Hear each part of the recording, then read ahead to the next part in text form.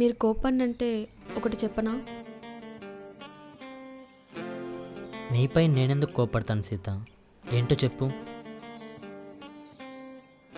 అత్తయ్య మావయ్య ఒప్పుకోవట్లేదుగా. వాళ్ళని కాదని ఇప్పుడు నేను చదువుకోవడం అంత అవసరమా?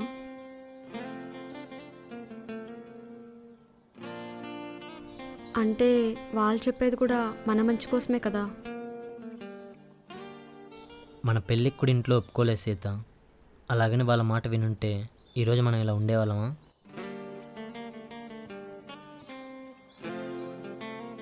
తల్లిదండ్రులు ఎప్పుడు పిల్లల మంచిగా కోరుకుంటారు సీత. అలాగని వాళ్ళు చెప్పిందే రైట్ అని వాళ్ళు చేయి పట్టుకొని నడుస్తుంటే మన ఎదుగుదల అక్కడే ఆగిపోతుంది.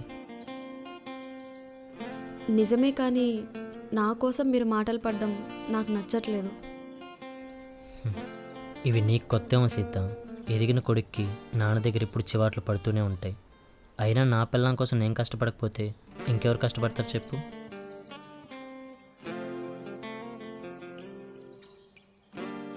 వయసు అయిపోయాక అది చేయలేకపోయా అని ఫీల్ అవ్వడం కంటే అవకాశం ఉన్నప్పుడు చేసేయడమే మంచిది.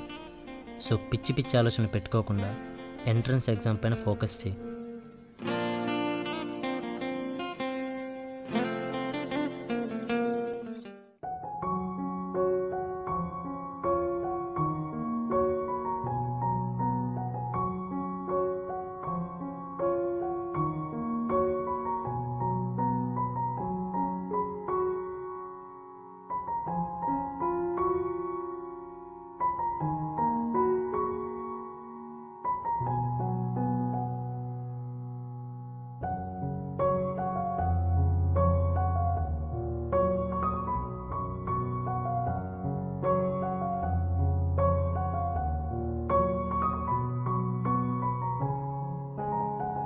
అయ్యో, ఎందుకండి మీకు ఈ శ్రమ?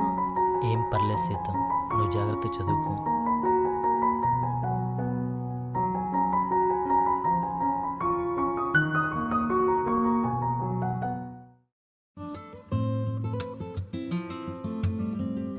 ఆశీర్వదించండి మావయ్య. సీత సీత లేమ్మా లేమ్మా, ఏమైంది?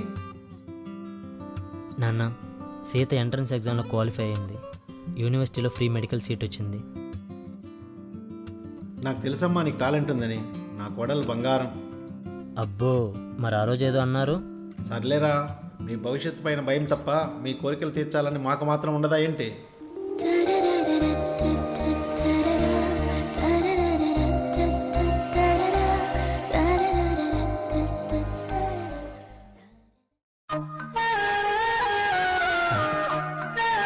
ఏ సీత, ఏం చేస్తున్నావు?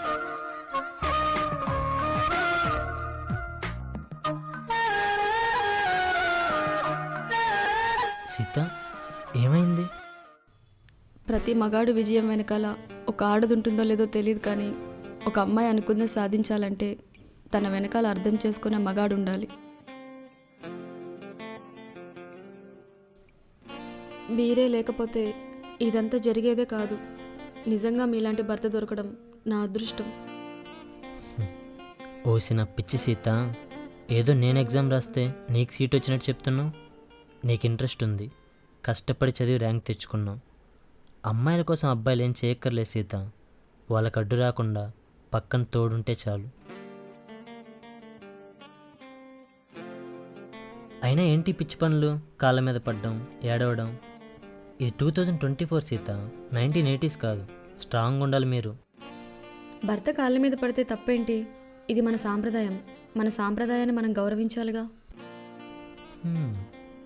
అందుకే నువ్వు సీత, నువ్వు చెప్పింది కరెక్టే, కానీ సడన్గా కాళ్ళ మీద పడేసరికి కంగారు పడ్డాను. కంగారు పడ్డం ఎందుకు? నేనే మిమ్మల్ని పడేయనులేండి. ఆల్రెడీ పడేసావుగా నీ ప్రేమలో.